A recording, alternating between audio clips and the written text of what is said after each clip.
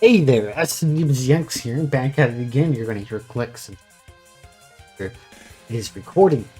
My audio might change throughout the video because I'm gonna be moving my mic around and checking the different audio levels, so I apologize for that ahead of time. But I want to make sure this video gets out by today. So again, welcome, Compton Ash Part 9. I know the Messiah. It's like Jesus has come down upon us to give us this part. It's been so long. I'm sorry that I've been depressed. I'd like to do during the intro. Go Discord. There's Discord. Go to the Discord server. Say hi. Be friends. There's only 3 of us active there. Just go and be active, please. I beg of you. Third thing, you're gonna notice this during the video, like throughout it. At least for part 9 and 10. And anything past that, if we do go past part 10, more on that in the update video that I will be doing after part 10. Part 9 and 10, we are not going to be showing the Pokemon in Ash's party. Now, there's 2 reasons we're doing this. First is to reduce workload. It doesn't seem like a lot, but with how slow I am, my ADHD, I get distracted really easily and it's really hard for me to focus. Sometimes takes me a while to even just switch out to this Pokemon. So it's easier to just have them all on screen and just say what's being thrown out. Okay, it saves me a little bit of time. So, yeah, there's that. You're going to notice, again, if we go past part 10, it will be there. I'll put back on screen party. But it helps save space and it also helps with time.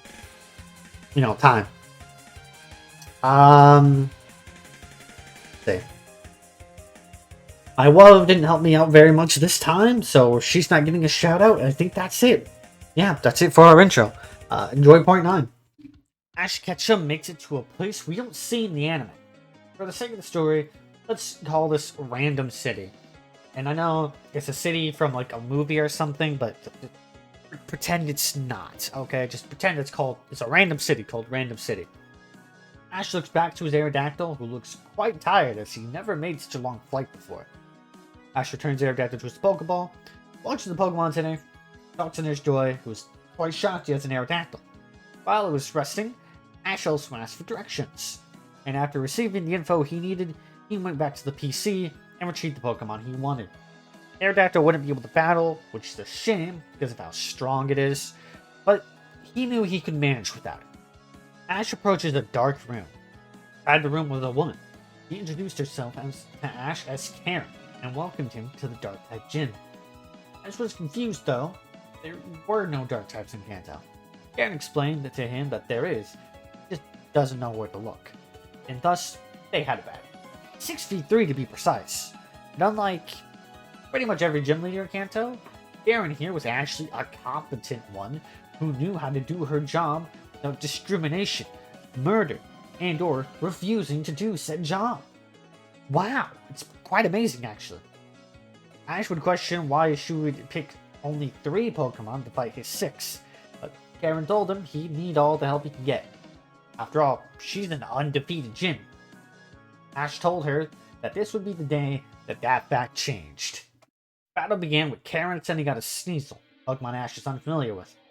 Ash sent out a Raichu. Or, well, his Raichu. Raichu sparked up his cheeks, smacked him a few times to get himself hyped up, and prepared to battle against this mostly unknown Pokemon. The 2 Pokemon immediately started rushing each other. Sneasel was faster than Raichu, however, and got off scratch. Raichu used a quick attack and quickly slapped the Sneasel with its tail. The Sneasel would snarl and counter with a slash attack, then Raichu would use Thunder Wave to paralyze his opponent. Ash then commanded a double team and focus punch combo, the old classic, which one-shot at the Sneasel due to its 4 times effectiveness. Alright, hey, SNDBZX here, back with not narrating here. So, due to an argument I had with my girlfriend on stream, we gotta stop and talk about this, because while I am adorable, I'm also fucking petty. I also know I'm gonna get my ass kicked, but fuck it, I don't care, okay? In the anime, Pikachus are faster than Raichu's. This is a misconception. It's a terrible misconception. And it's just wrong. Okay? If you go back and watch the fight where Pikachu wins against Lieutenant Surge's Raichu, which is where this misconception comes from, Raichu is faster than Pikachu until it uses agility. In episode 14, the episode with Lieutenant Surge, Brock specifically says, right, Raichu evolved too fast, and it never learned the speed attacks it can only learn in the Pikachu stage. It's working, just like Brock said! Right, Raichu evolved too fast, and it never learned the speed attacks it can only learn in the Pikachu stage. This does not mean Ash's Pikachu is faster than Raichu. It simply means that Pikachu can raise its with attacks that make it faster than Raichu's. Since Raichu does not have any stat-altering techniques, it cannot match Pikachu's speed. But that doesn't mean that Pikachu is faster, it just means Lieutenant Surge poorly raised his Raichu. That out of the way, that's how Raichu can outspeed a paralyzed Sneasel. Thank you. Let's go back to the show. Aaron congratulated Ash on his win against Sneasel. This is far for most trainers. And sends out Houndoom. Ash withdrew Raichu, my bad, we're going to be making that mistake quite often. I'm going to leave that one in for the funnies. Who dodged the Pokeball's beam and ran over to his side, which was fine by Ash. In fact, he leaned down and pet Raichu behind the ears, telling him he did a good job, because he was a good boy. Ash used his Pokedex to get data on Houndoom, and then sent out his Krabby. Krabby was excited to battle, but was disappointed he came out to fight another fire type. He wanted a bit of diversity, but it made sense, and Krabby loved the battle, so he didn't complain. The battle starts out with Krabby using Bubble Beam. A Houndoom quite easily dodges the slow attack and runs forward with electricity in its mouth. Krabby fired another Bubble Beam at close range, hitting the Houndoom on the head critically, but it bit onto Krabby anyways and shocked him quite severely. It threw Krabby in the air and hit it with a flamethrower. While this wasn't very effective, Krabby had no way to defend himself in the air, meaning it was just a little bit of extra chip damage that he needed not to be worried about.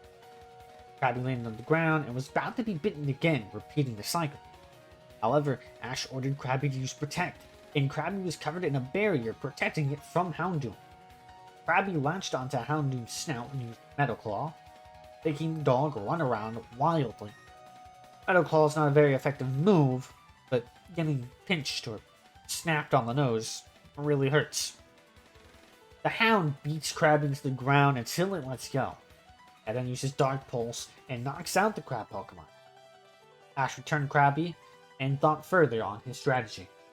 Ash released Raichu back onto the field. Houndoom used Flamethrower, but Raichu dodged and used Electro Ball. Not much time to come up with a strategy, I guess. Houndoom dodged and fired his Fire Fang attack. Emma ran up and tried to bite him with the Fire Fang attack. Raichu used Spark as Houndoom jumped forward and rammed into the dog. The dog stood across the ground and began to spit some hot bars. Flamethrower. Raichu used Quick Attack and hit Houndoom again. Ash then ordered a Thunder Wave and Houndoom was paralyzed. Ash, wanting to finish the job quickly, ordered an Electric Ball attack. However, instead of that, Raichu discharged his cheeks and then used Thunderbolt to take down Houndoom. And it worked. The Houndoom spat out some smoke and fainted. Raichu then fell over himself, however, due to exhaustion. But with the practical double knockout, his position was much deserved. Ash returned Raichu to its Pokeball, and Karen and Ash exchanged comments. The boy gym leader complimented his Raichu, and Ash also complimented her Houndoom equally. By the way, guys, Karen is the hottest in-game Pokemon character. I will fight you. Karen sends out an Umbreon, and Ash scans it with his Pokedex, getting no data, but then sends out his own Ninetales. Umbreon begins by using Scary Face, but Ninetales uses Flamethrower, canceling the attack. Umbreon used Quick Attack, followed up by a Bite. Ninetales would shake off the little fox dog cat thing, and then use Confuse Ray, but missed. And Umbreon countered with its own, which did not miss. Ninetales began to roll around, firing flamethrowers wildly. It prevented Umbreon from getting close. Ninetales then used Will-O-Wisp, commanded by Ash, of course, and Umbreon was hit by this one. Karen ordered a Hyper Beam attack, and Umbreon began charging a yellow beam in its mouth. Ash told Ninetales to dodge, but Umbreon blasted it before it could. Being a direct hit, Ninetales was knocked out quite decisively. Ash returned his friend to his ball, and Umbreon was burnt and injured, albeit barely. Ash sent Pidgeotto on the battlefield next, who tripped happily to battle. Umbreon shook itself and was covered in a purple glow before a flame spat out of the spot where Will-O-Wisp hit. Ash ordered Pidgeotto to use Gust, blowing Umbreon back with strong winds. Baron ordered Umbreon to use Moonlight, healing most of its previous injuries. Umbreon would then use Shadow Ball, which Pidgeotto dodged and countered with Twister. Umbreon tanked the attack, and both used Quick Attack. They clashed a few times, but with Umbreon's increased attacks, it eventually gained the advantage and knocked Pidgeotto back. Karen ordered another Hyper Beam, which then KO'd the Pidgeotto.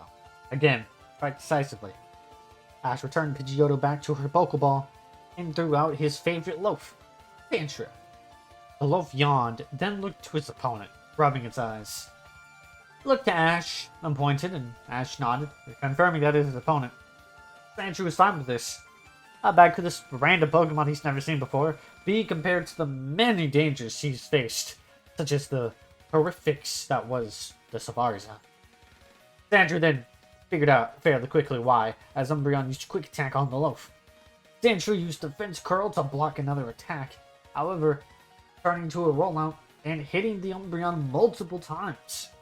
As Sandshrew hit Umbreon 3 more times, Umbreon fired a Shadow Ball into Sandshrew, sending him flying back despite rolling so quickly.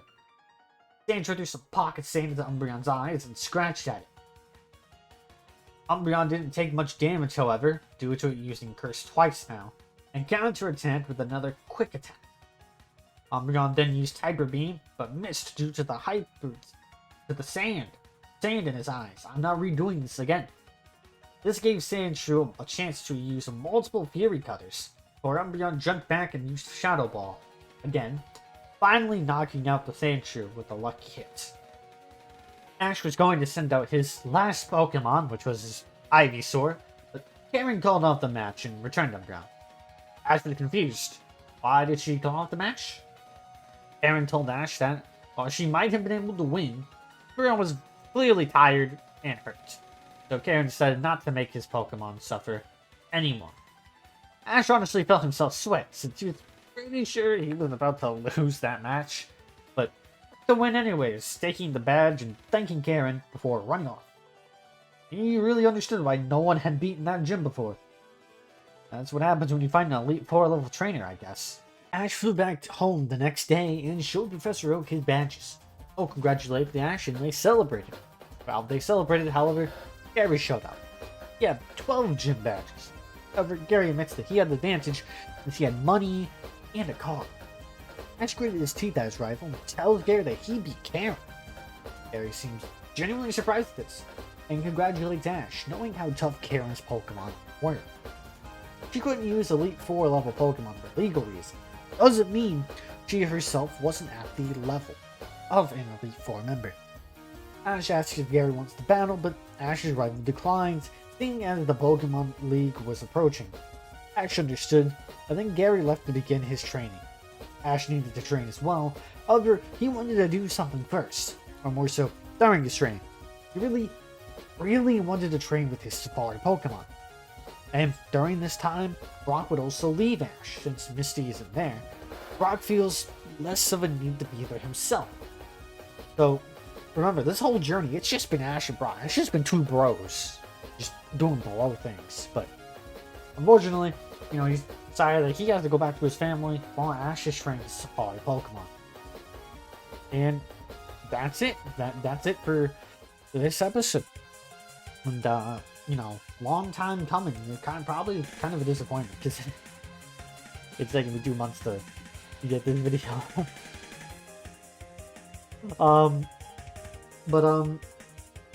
Yeah, it just, the depression hits different. What can I say? I'll catch you guys next time.